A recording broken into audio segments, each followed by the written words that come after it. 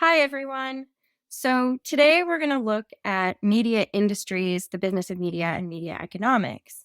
We're looking at Chapter 13, Media Economics in the Global Marketplace.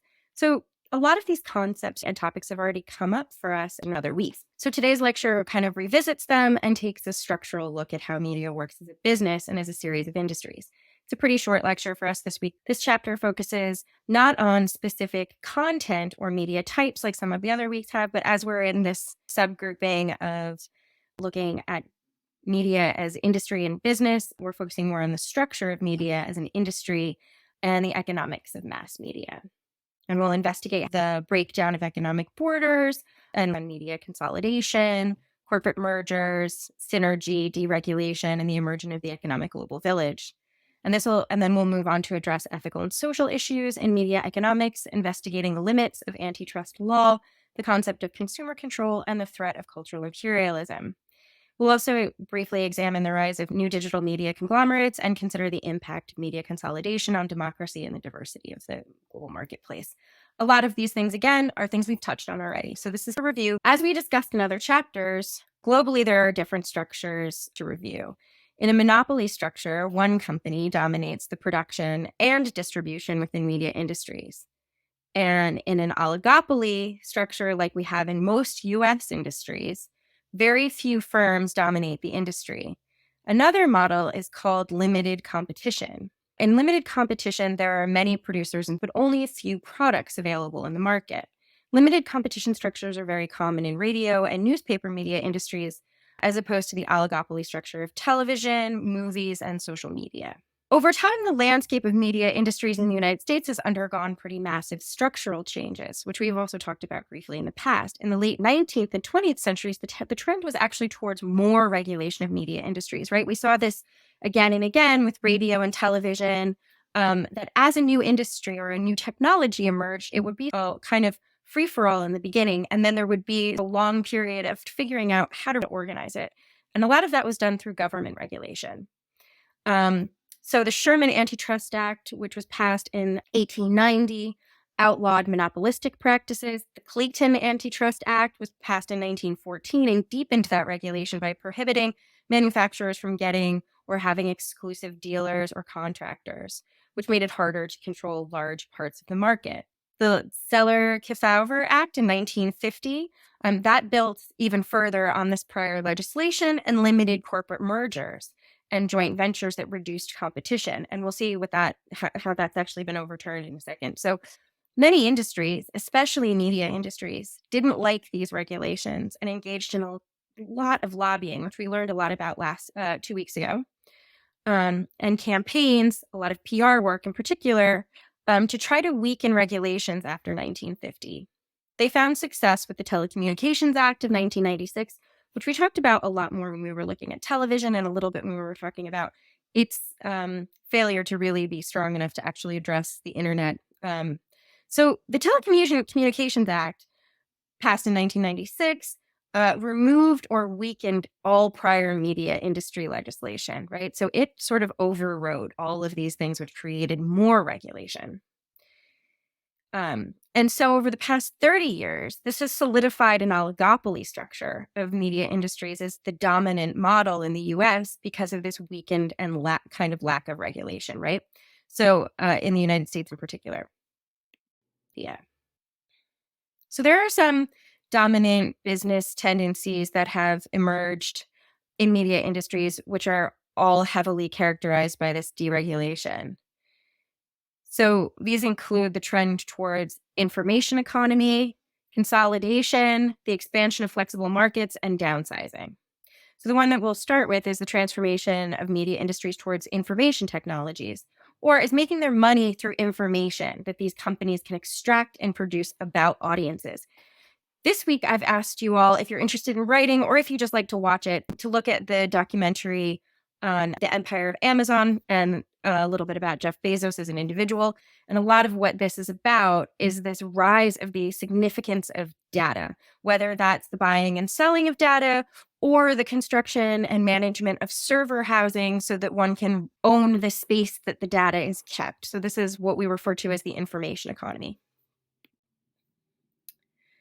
In a few companies, some dominant tendencies also have to do with a move towards flexible market structures, which has included the growth of service sectors and also intense specialization in different companies and sectors within media industries.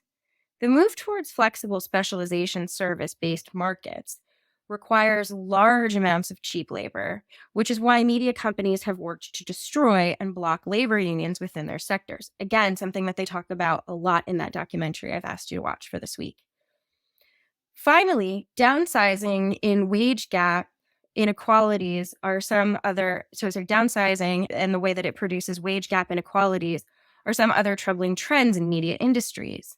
Companies have downsized to get rid of many full-time positions while expanding flexible positions. So instead of hiring more employees in full-time positions, what they've been doing, common not only in media industries, but more broadly in economic marketplace practice right now, is that the employer, instead of hiring full-time positions, more and more hire employees that's part of a contract worker, right? So they're not full-time. They're seen as third-party contractors, which means the business does not need to supply them with benefits. It does not need to recognize them as workers. It doesn't even need to be the entity that handles the taxes or pays into Social Security on behalf of that worker. So this means the companies can pay people way less and not have to provide those benefits, right? And that makes it harder for people to make a living. This contributes directly to a continually growing wage gap in media industries between executives and other employees, so that you have this insane strata of people making many times the people below them make. Here's a great demonstration of this. So these few people here up at the top, right? The CEOs at the top, each one of them makes as much money as this many people. Right? And our book describes that a little bit better as well. So another trend has been towards consolidation and mergers of companies. And this is further concentrating media and power in media, which, as we said earlier, with the breakdown of all of these antitrust regulations with the Telecommunications Act of 1996, and all of those previous legislations that had barred mergers and conglomerations and consolidations, suddenly the market opened up for this to become a possibility. And it did in droves very quickly. So you can see here some of the major deals that are listed. Disney bought ABC for $19 billion, and Time Warner bought Turner Broadcasting for $7.5 billion. And this just is, I don't have the most current one here, but if you're interested, you can look this up. There were a significant number of mergers and consolidations that happened during COVID. These companies were busy buying each other and really consolidating their power. So while media has continued to consolidate, their output has grown immensely, especially in the digital age. These companies continue to generate more and more content, which may make it seem to us like we have more choices than we used to, especially if we think back to like broadcast media. And we've talked about this in the past, where there was just maybe 4 channels that were available at any time. But even though we have a lot of media to consume, critics argue that media consolidation really just creates the illusion of choice, because only 6 media companies control over 90% of what we read, watch, or listen to in the United States. 6 companies. 6 media companies that were referred to here as DNews, Core Disney, Viacom, Time Warner, and CBS. And some of those names might not be so familiar, but the ones under their umbrella will probably be very familiar to you. So you can see here, right? So GE, News Corp, right? You can see all of the ones that they own. This is, I think, pretty funny in a lot of ways, because you'll see that sometimes places that seem to espouse different ideologies or position themselves culturally in different framing, we've talked about this before too, are actually under the same umbrella. So they've diversified their market of audience share. For example, GE owns NBC, Comcast, which is the most common cable provider in the United States, and Warner Brother owns CNN, HBO, ESPN, CNN, HBO, Time Warner. So you can see how these kinds of broader companies own a lot of companies that we might think of as being massive and dominant in their own area. You'll also see how many of these companies own media across media industries, meaning they'll own a movie studio and a television studio, as well as a cable company and a newspaper, all under one umbrella. So they're really trying to make sure that they get as much of a market, and also are appealing to different audiences often, so that they can have as much of a share of our eyeballs as they can get. So they're really consolidating not just within a particular type of media, but across these industry landscapes and holdings. If companies do have some more substantial competition today in the new digital media conglomerates that you're already familiar with, Apple, otherwise known as Alphabet, Apple, and then Google or Alphabet, these are the same thing, Microsoft, Amazon, and Facebook, or as we now are calling it, Meta. However, these companies have strongly resisted being classified as media companies. And they argue that just facilitating the sharing of content that's created by others. So even though media companies are not heavily regulated, technology companies are even less regulated, which is why they insist on referring to themselves as tech companies rather than as media companies in order to avoid a lot of regulation. So these newer digital media conglomerates have put a lot of money into lobbying and advertising to try to prevent any classification as a media company and therefore regulation by the government. So if we look at the top 10 media corporations today, we don't see any of the big six giants, but we do see all of the new digital media conglomerates in the top 10. So we'll also see Tencent and Alibaba, and these have become rivals for US media dominance on the global stage. And many who theorize these things expect these companies will continue to overtake those in the US over time. However, currently the United States still maintains the greatest hold over international media. And one reason to be concerned about that, along with all of these trends and tendencies of media industries like conglomeration and monopoly structures, is because of something called hegemony. So, hegemony describes the acceptance of dominant values and culture by those who are subordinate to those who hold economic and political power. That means that those who don't have power are forced into positions of having to accept the ideas, the culture, the wishes, whatever, of those who do have power, if that makes sense. Another way of saying this is that hegemony is the idea that those within power in society are those who define our common dominant values and ideals in society. So the person who theorized the idea of cultural hegemony is a man named Antonio Gramsci. In his work, he has argued, as the quote here says, that the rule of one class over another does not depend on economic or physical power alone, but on persuading the ruled to accept the system of beliefs of the ruling class and to share their social, cultural, and moral values. So, through methods of persuasion, those in power influence and shape what people think is normal, what we believe, and how we think about those in power and their relationships to one another and to us. Another important figure who we would have also talked about and who we talked about in week 9 when we were also thinking about this, the culture of persuasion that comes out of public relations, which we can see is connected to what we're talking about today, is Edward Bernays, who was often thought of as the father of PR, as we said in the past, the heir apparent of Ivy Lee. In his work, Bernays argued that what he called freedom of consent, or the freedom to persuade or to suggest, was at the heart of democracy. And it's a very controversial idea. But it has set a foundation for modern industry, public relations industries, ideas on advertising, media persuasion, and will probably for many years to come. His influence is relevant for discussions about hegemony because he suggested that it was okay for those in power to manipulate or persuade the masses.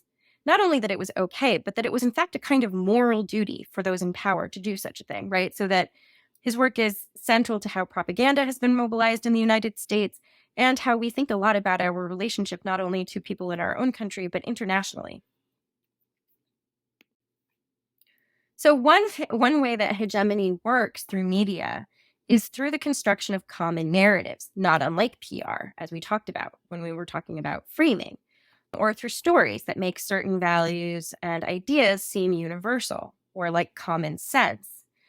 The reason that common narratives or storytelling tactics work is that they identify with a culture's dominant values, which, as we've discussed, are defined by those in power in theory, but are made to seem universal, right? And all of this stuff continues to exist in the ways that we understand things. A great example of this kind of narrative is the idea of the American dream. The narrative of the American dream works to create a middle American values, which traditionally include things like allegiance to the system, family in very heteronormative ways, honesty, hard work, religion, capitalism, and faith in its ability to deliver us health or physical fitness, democracy, moderation, loyalty, fairness, authenticity, and modesty. These values and the religious background they emerge from are ones that our politicians frequently align themselves with in political ads in order to tell their own stories. And they lay at the heart of these powerful American dream stories that for centuries have told us that if we work hard and practice these values, we will triumph and be successful. Hollywood also distributes these shared narratives, celebrating characters and heroes who are loyal, honest, and hardworking, and are rewarded for it.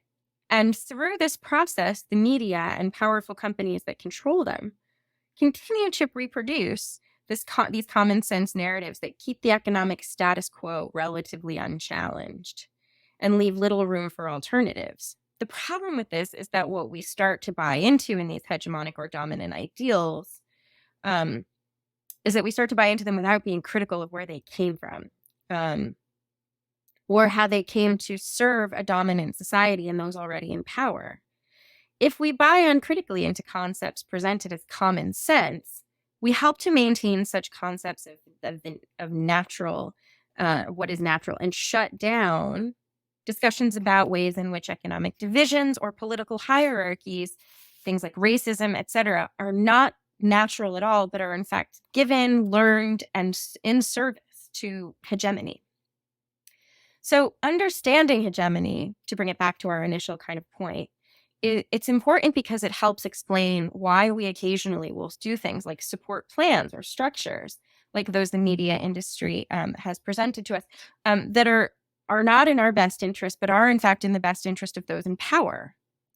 The American dream story is so powerful in our media and our popular culture that many of us believe that we have an equal chance of becoming rich and therefore more successful and happy, even though this has been proven time and time again not to be true because of structural inequalities in society. That is not an accessible goal for most people. And perhaps on the whole, people want to buy into the idea of the American dream, in part because they don't want to question or disturb the economic structures that dream is built on, right? So if I believe in that dream, I'm not going to want to shake the boat. I'm not going to want to criticize what I believe to be the structure that would make that possible, in our case, capitalism. In fact, many versions of our American dream story, from Hollywood films to political ads, in many of those stories, the government often plays the role of the villain seeking to raise our taxes or undermine rugged individualism and hard work. So pitted against the government in these stories often is the protagonist as this little guy, right? At odds with regulation and bureaucratic oversight. And so we start to see these massive companies like Jeff Bezos, right, as somehow being under attack by the government when they in fact actually have power, often in many ways, over that government. However, many of these stories they're produced and distributed by large media corporations and political leaders who rely on the rest of us to consent to this American dream narrative, in order to keep their privileged place and the status quo functioning to reinforce this common sense story and the way the world works so that they can continue to benefit from it.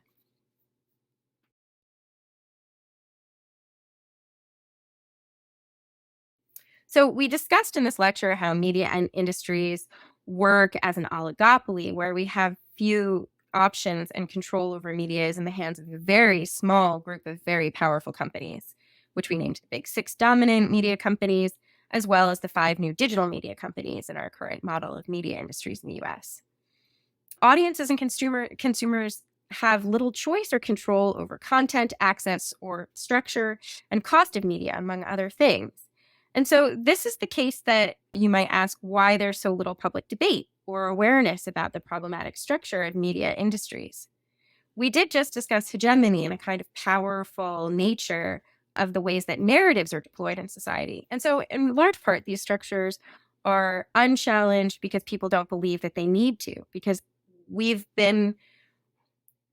bought into this narrative of the American dream in the United States, or at least in part, right? We're still all influenced by it, even if we might do it in a way where we think a little bit critically of it, we still tend to fall into it.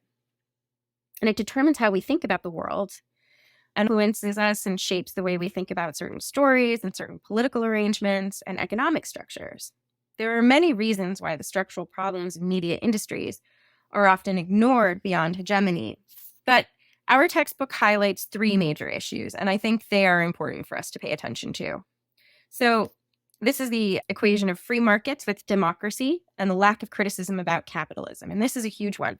The way that we talk about democracy as if it is completely connected to free markets, right? And free markets are democratic. Democracy is free market, right? They are seen to be almost interchangeable. The second is a lack of consensus about consumer power versus corporate power. Again, that's a narrative that you'll see comes up a lot in the documentary I've asked you to watch this week. And finally, are issues of cultural imperialism. So we're going to touch on these individually. So free markets and free markets equal democracy or don't, right? So media companies in the US have a long history of trying to position themselves as working on behalf of the public good and as a way to avoid regulation and criticism. What this has meant has been that media companies helped to align political ideals of democracy with economic ideals of capitalism. That this relationship between democracy and capitalism is not a given, but they have made it seem as if it is. In fact, many scholars actually argue that capitalism as an economic structure works to undermine democracy often, especially in free market arrangements or where corporations operate unchecked. Capitalist structures of business will always prioritize profits over other factors, including the public good, which means that sometimes it will act in direct contrast with democratic ideals. Again, something we'll see in the documentary that you're watching this week.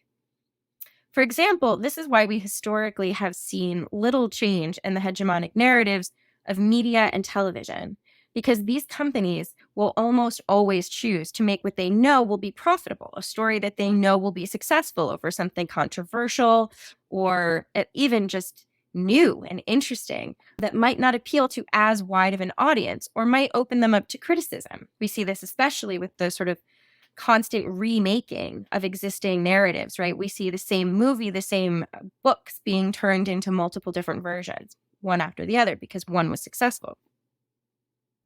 Media has contributed to making capitalism something that seems difficult to criticize, if not impossible to imagine a life outside of. Because it has become so tied to America as a country and to our ideals of democracy in this country and to our understanding of the American dream. But this lack of criticism of capitalism has mostly just meant that companies have continued to grow more powerful in the United States, while the government has grown weaker and has less influence. And the government, remember, is also all of us together collectively. So that leaves these companies largely unchecked and able to influence society and culture with fewer repercussions. Again, something that gets talked about in the documentary. The second issue is that of consumer choice versus consumer control.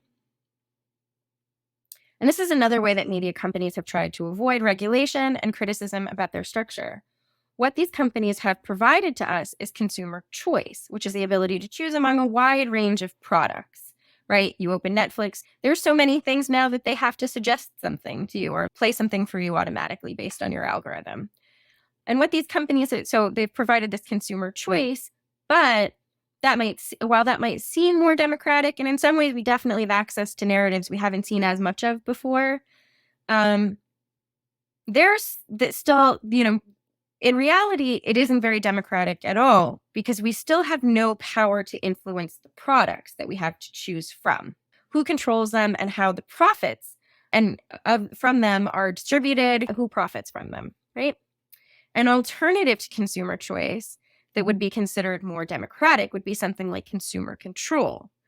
Consumer control gives customers or audiences power in deciding what kinds of media gets created and and circulated. Consumer control is something that is exerted through government regulation, alternative media, and activist media. But because media companies have been so deregulated, consumer control is really difficult to exert in our contemporary media industry landscape in the United States because we have these really massive corporations.